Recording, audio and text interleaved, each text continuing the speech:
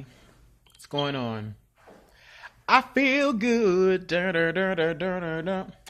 Mm, mm, mm, mm, mm, mm, mm, mm, mm, mm. 11, 11, 11. So let's get into this sign of Gemini and this full moon that's coming up on November the 22nd. I'm a Sag Sun, Gemini moon. Gemini is my opposite zodiac sign. Sagittarius and Gemini opposites on the zodiac wheel, meaning there's a mirroring happening on the 22nd during the full moon in Gemini. There is an illumination and a sudden swelling of emotional desire and a presence of atmospherical resolution.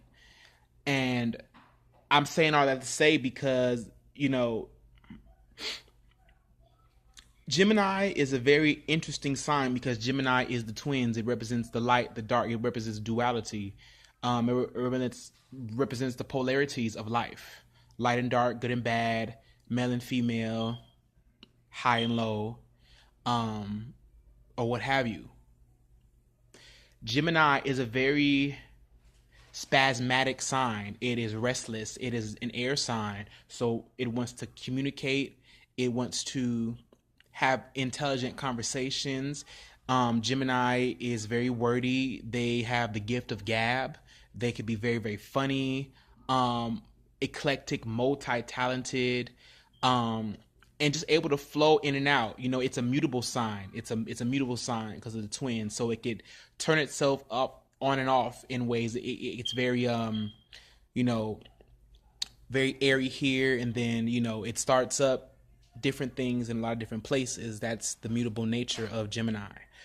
And it can seem very non-committed, you know what I'm saying? Because it's such a restless air sign and it's so versatile. The mind of Gemini is so versatile. And, this is all stuff that I'm learning, and stuff that I've also experienced with other Geminis and within myself.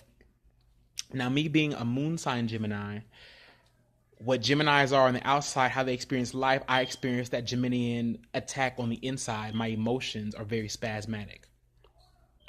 I can quickly play devil's advocate to myself, if that makes sense. I am my own worst enemy. On the inside, I could definitely, just be all over the place. I mean, your moon sign represents like your heart and your mind. Gemini is the mind. It's ruled by Mercury, which is the planet of how we think, communicate, it's commerce. So Gemini is a very interesting sign, and the reason why I love Gemini is because, well, obviously I'm a Gemini moon, but I love Gemini for its versatility. I love Gemini for its wittiness and its willingness to, in a way, almost please. Gemini is very open to please. Within conversation, they know how to open up the forum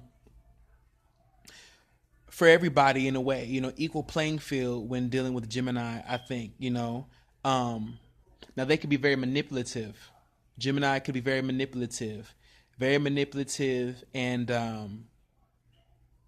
like forgetful, because there's so much going on in a Gemini's mind, so much that a Gemini wants to do and how they want to communicate, how they want to create and start up this, start up that. They could be within their own confusion. They create confusion for other people. And so that's where manipulation can be harnessed. And so with the full moon in Gemini on November 22nd, so the sun will be in Sagittarius, the moon is going to be in Gemini. This is the mastership of duality. Full moon in Taurus on October 24th was very Geminian for me. I kept thinking about Gemini because, the number for Gemini that represents Gemini, that Gemini is associated with, is the number 3, because you have the one, you have the other, and then you have the third aspect, which is the ultimate truth, which is what Gemini is initially, when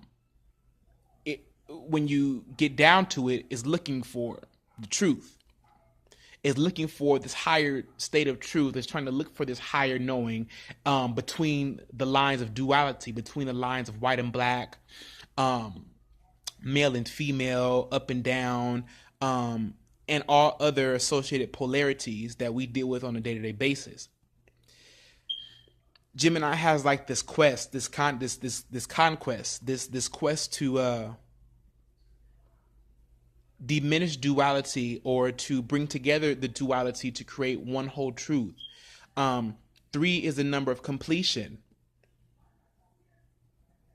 A triangle, 3 sides, that's completion. Gemini. Just very spasmodic energy. The full moon on the 22nd, I'm not going to pull any cards for it today. I'll do that in a few days. But the full moon in Gemini, I know for me, is definitely going to be powerful, because that's my moon sign. And I've been holding fast to that. So I've only been doing astrology or been learning and dabbling in astrology and esoteric knowledge for a little over a year now.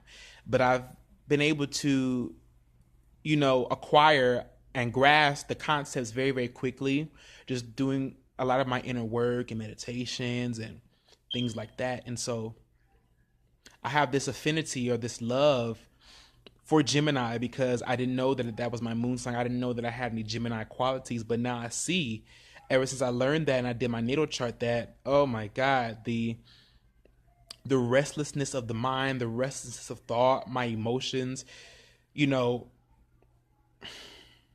looking for a creative outlet, always looking for a creative outlet to express what I'm feeling inside, and see, the thing about Gemini is that Gemini is so intellectual, and they want to understand words. See, me growing up, I always wanted to understand words. I wanted to understand people, and I use people to help me understand myself. So I think a lot of my pattern as a boy, as a teenager, as a young adult, up to this point, has been to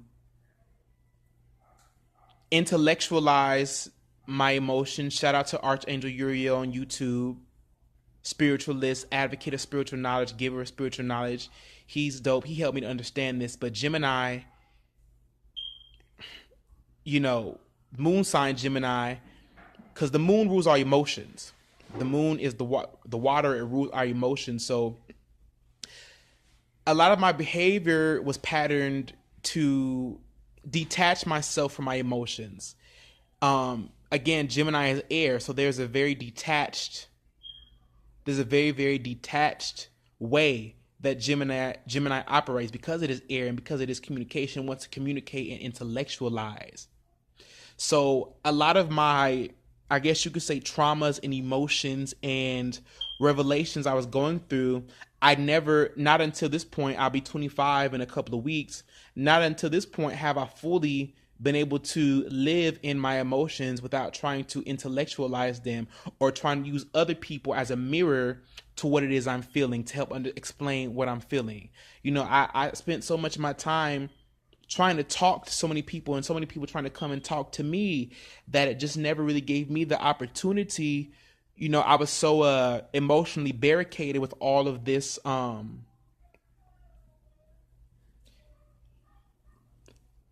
this detachment. It's this detachment so long from my emotional realm. And I needed a chance to sit in that. So Gemini is a very, very special sign.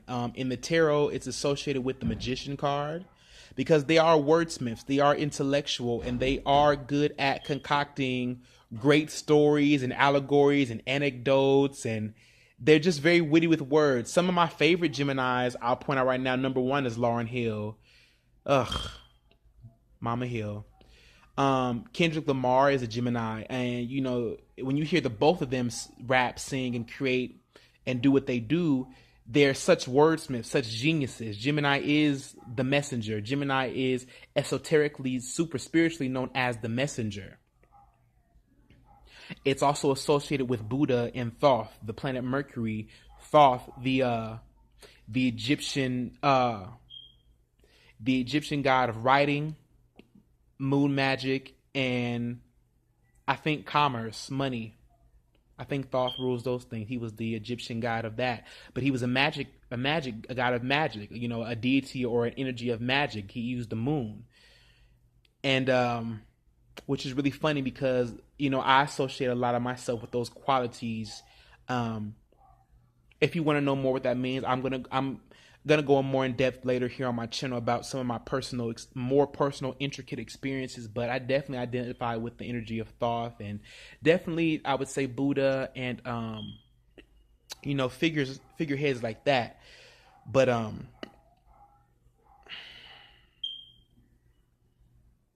Gemini is the messenger.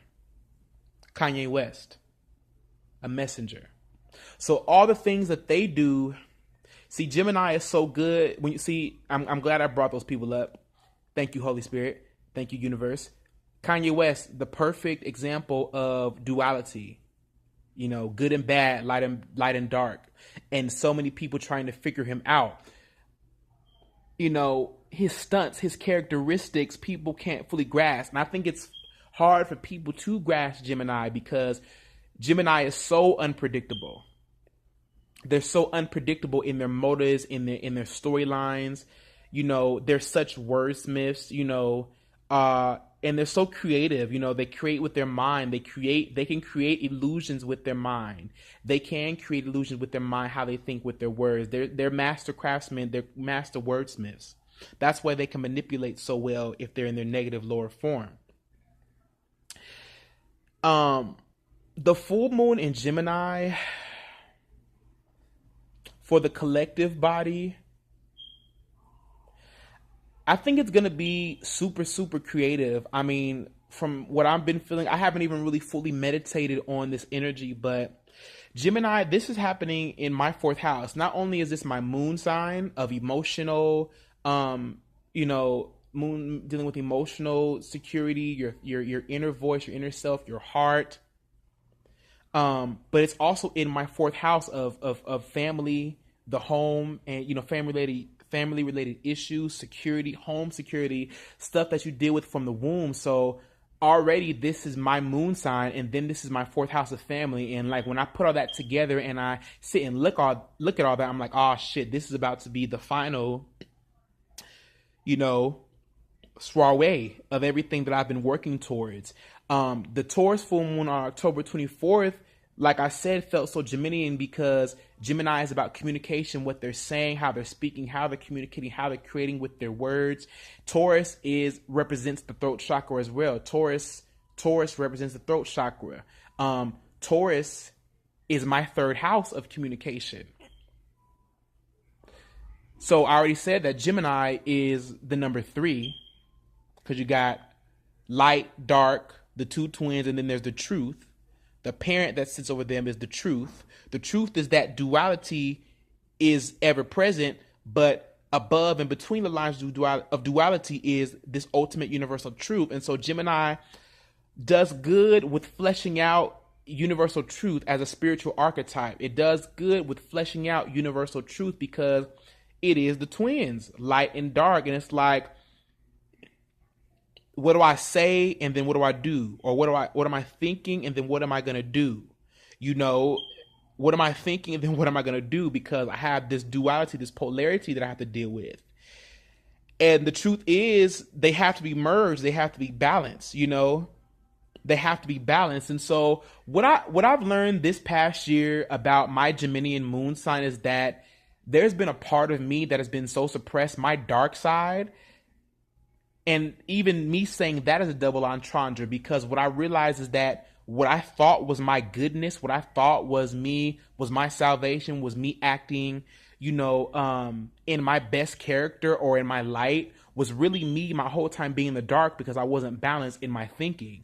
I wasn't balanced in my perspectives because I could not get in touch with my emotions without trying to intellectualize them and detach from them. I had to sit and feel in them. But it's only been up to these last 2 years, last year and a half, last 2 years, that I've been able to really sit in my emotion and really assess them to connect to them in a deeper way, if that makes sense to you guys. So this Gemini full moon for me is going to be powerful, powerful, powerful, because it's going to fully encapsulate everything I've dealt with. Because again, the moon is the mother, the womb, the water. So just becoming masters of duality of your dual nature, accepting your light and your dark. See, the Scorpio new moon on November, I'm sorry, was it, what day was the Scorpio? November 7th was the Scorpio new moon. That was about kind of accepting the demons. That was kind of about stepping into your power. Because Scorpio is all about death, rebirth, and transformation, and all those things, sex, money, power.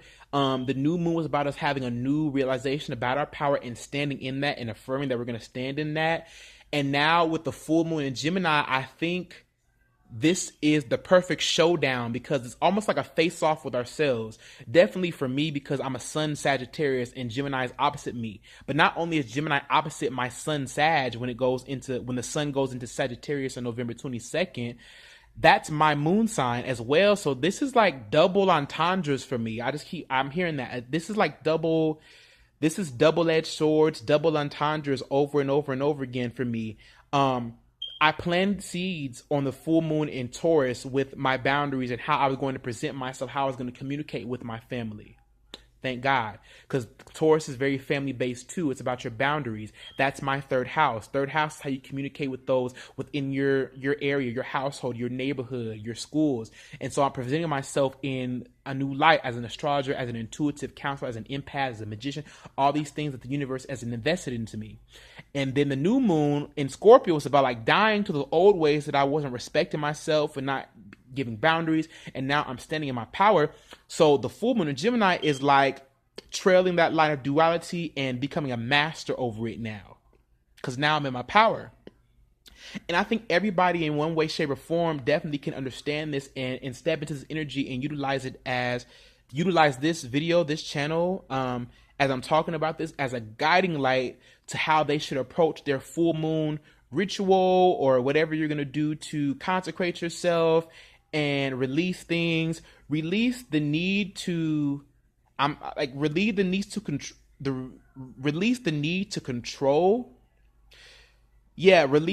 control and step into your duality, but transcend your duality. This full moon in Gemini is about transcending duality, realizing and understanding duality and operating through it through a philosophical way. Because see, Sagittarius and Gemini, they do a lot of the same things. Both very, very friendly. Both very, very, they're both mutable signs, number one. They're the opposites on the zodiac wheel, and they both are spasmodic and kind of impulsive in a way, and just very, very, and Sagittarius is our higher philosophy, the spirit of God. Gemini is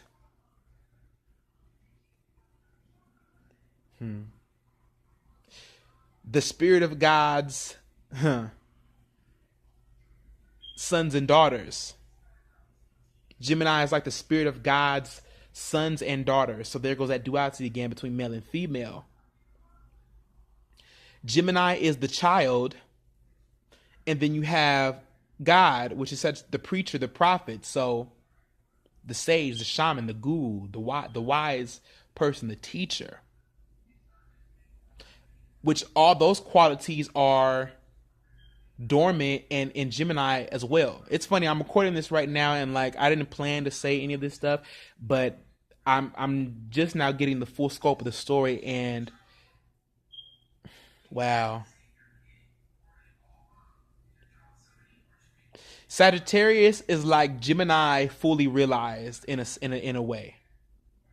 And that's why they're opposite on the zodiac wheels, because Sagittarius, in a way, is like Gemini's higher octave, where Gemini is starting fires, you know, because it's air, and where Gemini is like, Gemini comes to uh, blow up the fire of Sagittarius, expand it. Sagittarius is already expanded, but with the help of Gemini, it's like, oof. You know, you get a Sagittarius and a Gemini in a conversation, and it's like, damn, whole world is burning. So I just wanted to talk about the full moon in Gemini and my experience with it right now, meditating on this energy. And if you guys can get with that, I hope this is helping you guys. We stepped into our power, the new moon in Scorpio. We sowed seeds, and now the full moon is going to be us fully releasing and accepting our duality and accepting our light and our dark to transcend it, if that makes sense. So my sister is playing one of my favorite songs by Michelle Williams in Destiny's Child, called When Jesus Say Yes, Nobody Can Say No. When Jesus Say Yes, nobody can say no. Milana's my sister, by the way. Thank y'all for rocking with me and hearing me ramble on and blog and all that crazy shit. This is Hayes of Black Renaissance. I am expanding. I am expansive. And thank you guys so much for tuning in and tuning into this universal channel. All right. Have a good day. Bye.